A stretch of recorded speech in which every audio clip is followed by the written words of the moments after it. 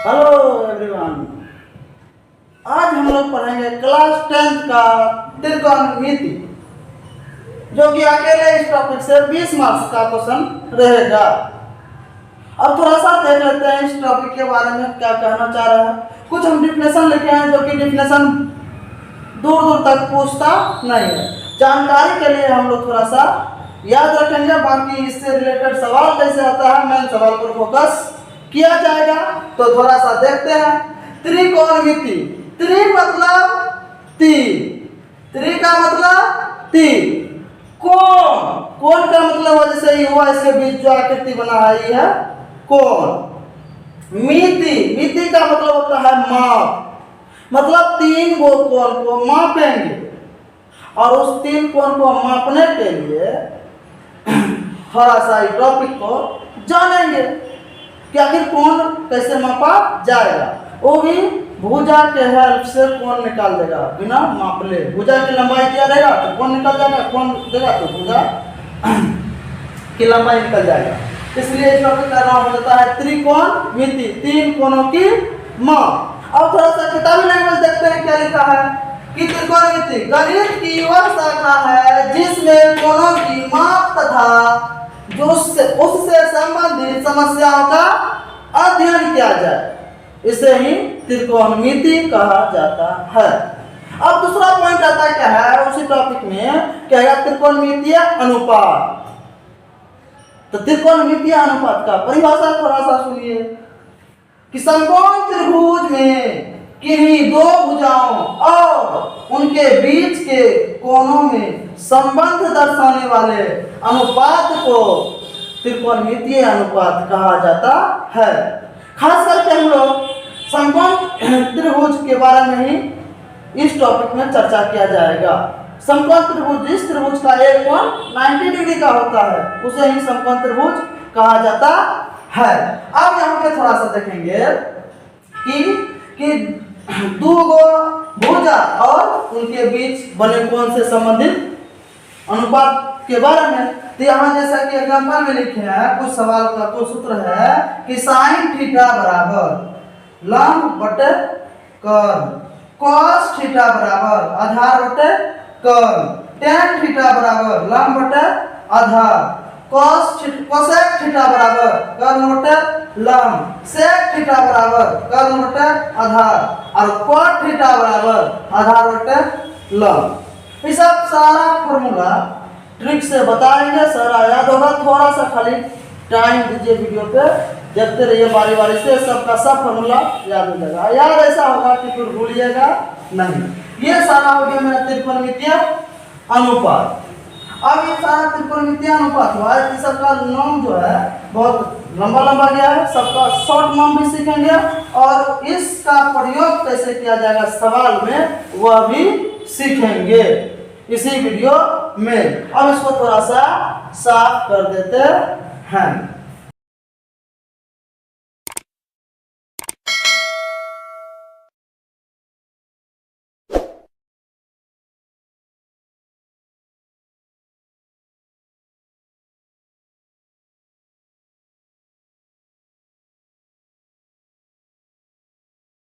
तो सवाल कैसे बनाया जाएगा त्रिकोणमितीय अनुपात का प्रयोग करके वह देखेंगे। और थोड़ा सा इस टॉपिक में बच्चा को दो चीज समझ में आ जाएगा तो उसके लिए टॉपिक हौला हो जाएगा। वह भी दो शब्द क्या, एक लंब दूसरा आधार, बाकी कर्ल तो हमेशा फिक्स से रहता है। अब किसको कहा जाएगा लंब, किसको कहा जाएगा कर्ल, वो फिगर से हम लोग देखेंगे और तुलना करेंगे।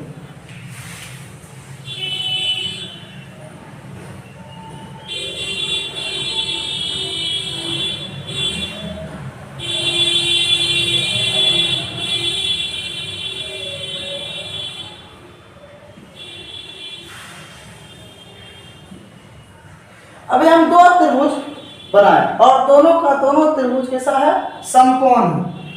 और समकोण त्रिभुज बनाने के लिए हम लोग हमेशा याद रखेंगे एक भुजा खड़ा होना चाहिए, दूसरा भुजा पारा होना चाहिए। एक खड़ा दूसरा पारा, और जहां से कट किया खड़ा और पारा वहां बन जाएगा 90 डिग्री।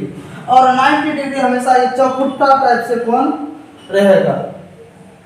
अब यहाँ पे ये भी इधर से खड़ा पी क्यू और इधर से परा क्यू आर, तो दोनों मिला कहाँ पे, तो क्यू पर। यहाँ पे कितना डिग्री का कोण बन गया, 90 डिग्री का कोण बन गया।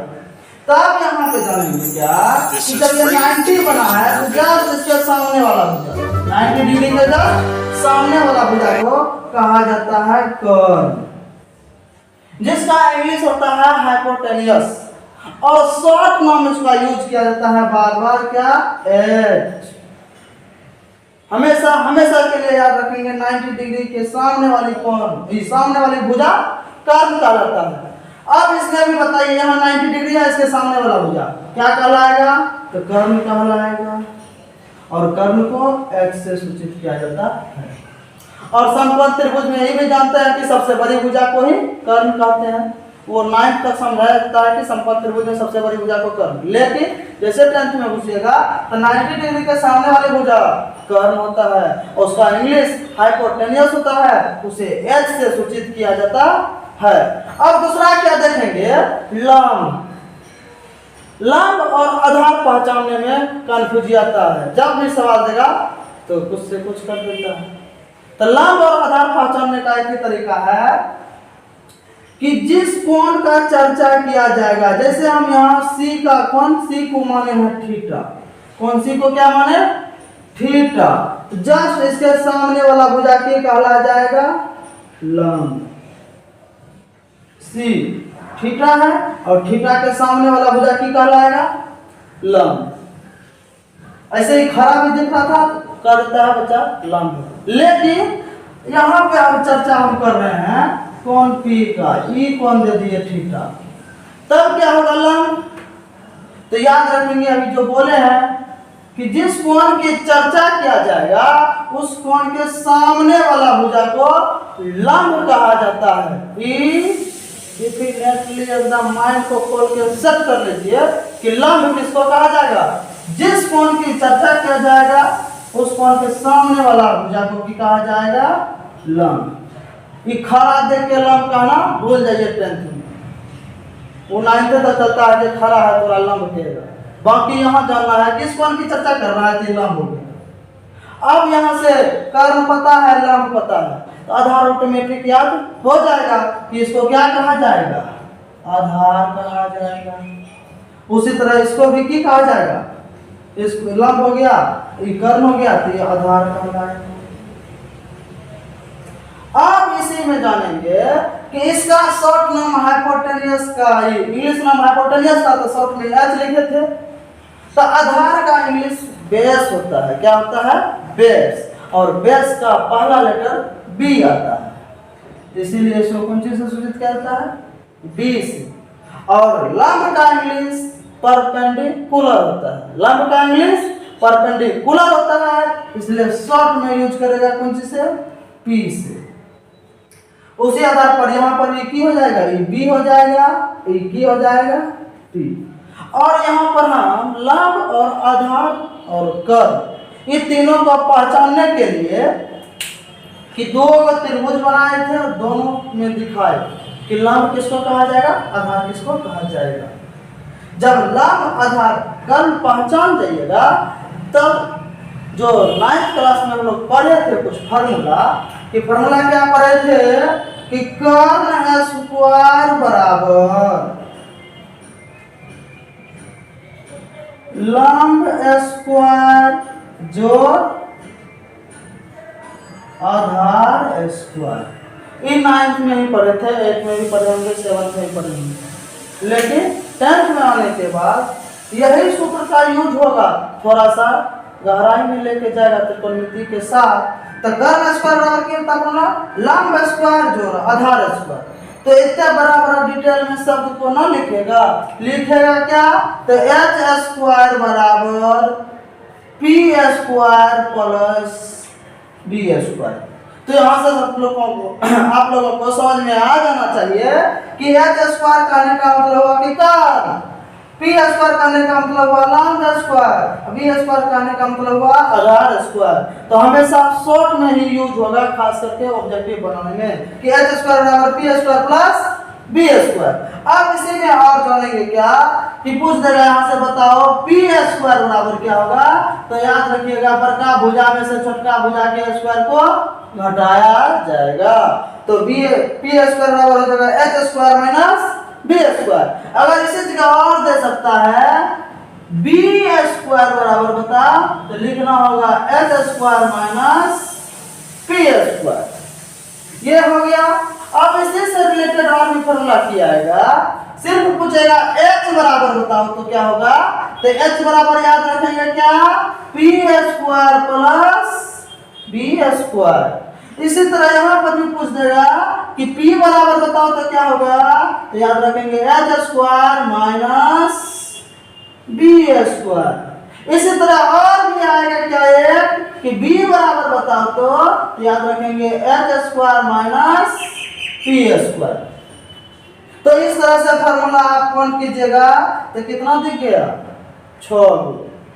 और इस 6 गो में से मात्र हम लोगों को एक फार्मूला याद रखना है एच स्क्वायर बराबर P square plus B square. इसी एक से ये 5 गो जन्मेगा और आराम से जन्मेगा, कोई दिक्कत नहीं। सिर्फ करना क्या है उठा पटक वाला काम करना है। उठा पटक क्या ये p बराबर फॉर्मूला निकालना है बी स्क्वायर प्लस में है इस पर आ जाएगा तो माइनस में हो जाएगा। इसलिए यहाँ लिखा पी स्क्वायर बराबर h square minus p square b square.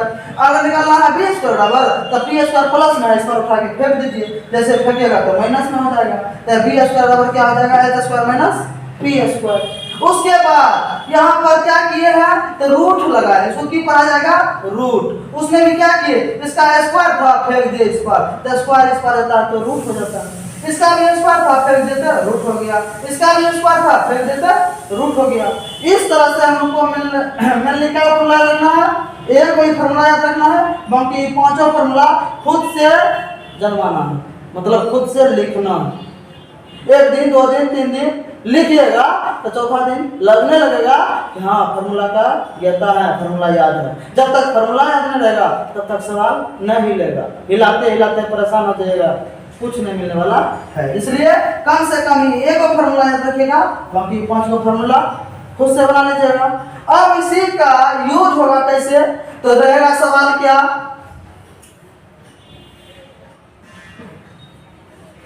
सवाल दिए ई दे देगा 3 ई दे देगा 4 और बीच का कोण रहेगा 90 डिग्री और यहाँ पे रहेगा मान लीजिए थीटा। तब कहेगा क्या एसी का मान ज्ञात कीजिए। एसी बराबर वाट। एसी कहने का मतलब हुआ कि 90 डिग्री है सामने वाला भुजा कर्ण कहलाएगा। कि जब कर्ण कहलाएगा तो कर्ण निकालना है तो ये वाला सूत्र लगा दीजिएगा। जैसे यहाँ लिखिएगा एसी कि चूंकि एच बराबर P square plus B square root under तो यहाँ से एच बराबर की हो जाएगा रूट के अंदर 4 का स्क्वायर कीजिएगा तो कितना हो 4 का स्क्वायर सॉरी पहले 3 लिखा है ताकि लंब लिखे हैं 3 लंब है तो पी स्क्वायर पी का मान 3 होगा 3 का स्क्वायर इधर 4 का स्क्वायर बीच में प्लस कर देंगे 9 प्लस 16 हो जाएगा रूट के अंदर 25 इसका वर्गमूल निकालिएगा तो हो जाएगा 5। तो कर्ण कितना निकल गया 5। क्या यही फार्मूला का यूज करके वैसे बेसिकली ये सब में फार्मूला लगाना नहीं है दिमाग में फिट होगा 3 4 तो 5 होगा एक दुगुना कर देंगे 6 8 3 हो जाएगा 10। तो कुछ कोई याद रखना पड़ेगा कम से कम 30 तक स्क्वायर याद रखिएगा तो खटाखट बनेगा। ऐसा बनेगा कि इसी से प्यार हो जाएगा लगेगा हाँ मैथ का ज्ञाता है त्रिकोणमिति अपना हो गया है किसी दूसरा का नहीं मतलब पराया नहीं लगेगा अपना अपना लगेगा। जैसे अभी बोले ये 5 दे दिए और ये 12 दे दिए तो ये ऑटोमेटिक है 13 हो जाएगा। 5 का स्क्वायर 12 का स्क्वायर कीजिएगा 169 होगा उसका रूट निकालिएगा तो 13 निकलेगा। इसी को दुगुना कर देंगे 10 कर देंगे 24 कर देंगे तो ये ऑटोमेटिक 26 हो जाएगा। तो 2 गुना कर रहा है तो कभी 2 गुना कर देंगे तो इसी फार्मूला पे बनेगा। अब कभी कभी क्या करेगा कर्ण दे देगा लंब दे देगा आधार निकालना है तो इस 5 फार्मूला में से देखना क्या है कि 2 ठो दिया रहेगा तीसरा निकालना है और तीसरा निकालने के लिए हम सारा फार्मूला ड्राइव करके लिखे हैं और उसमें से आपको मात्र एक फार्मूला हम घेर रहे हैं। ये वाला फार्मूला रामबाण है वो याद रखिएगा बाकी सारा क्लियर होगा। जब इस जान जाइएगा वैसे ही जानते होंगे 9 तक में, लेकिन 10th में इसका ही यूज करके हम लोग त्रिकोणमितीय अनुपात का ही फार्मूला का प्रयोग करेंगे और निकालेंगे सवाल। तो उसमें कैसे सवाल रहेगा थोड़ा सा इसको साफ करते हैं, उसके बाद आपको फिर बताने का कोशिश कर रहे हैं। तो अब इसमें थोड़ा सा जानना क्या है,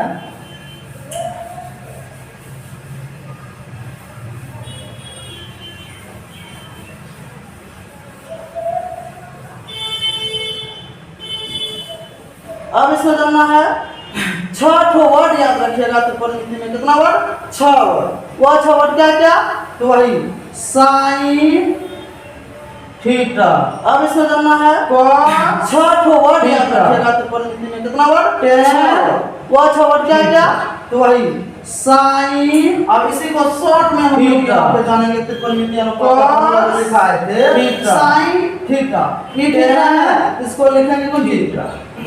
इसके लिए हो जाएगा लंब। अब इसी को शॉर्ट में हम लोग यहाँ पे लंब को सूचित करेंगे पी से, लिखाया है साइन थीटा। ये थीटा से cos को लिखेंगे तो लिखेंगे b बा।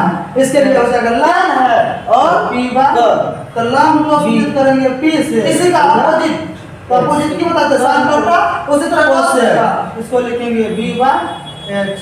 tan है क्या हो जाएगा h बा p b। cos का उल्टा इसी का अपोजिट, तो अपोजिट क्या है साइन उल्टा cos है b। cos का उल्टा tan का उल्टा tan क्या हो जाएगा h बटे cos। और इसमें क्या लिखते हैं? cos का उल्टा क्या हो जाएगा h बटे। ये त्रिकोणमिति अनुपात का प्रयोग किया। सवाल का tan का उल्टा, इसलिए हम एक सवाल tan का उल्टा हो जाएगा सूत्र क्या होता है। और इसमें क्या लिख दिया है? a b c एक त्रिभुज है जिसमें ये त्रिकोणमिति का प्रयोग है। सवाल हो गया। अब इसमें हम एक सवाल फिर दे रहे हैं, सूत्र क्या हो जाएगा? त्रिभुज ABC दिया रहेगा a b c tan भुज है जिसमें कौन सी सभी का हो गया ये 3 है। इसमें क्या लिखेंगे? कितना sin 5। तो क्या त्रिभुज ABC में क्या पड़ेगा? p cos theta tan b कितना हो जाएगा? 3 cos थीटा और h भी का हो गया करें। इसमें क्या लिखेंगे? इसी तरह निकालना है इसको थीटा cos। हम लोग क्या पढ़ेंगे? p 10 कितना हो जाएगा? b क्या हो गया 4 और h क्या हो जाएगा? 5। इसी तरह निकालना है हमको। तो tan के लिए क्या होगा? cos। लंब क्या होता है? b। तो लंब इसके लिए b क्या हो गया?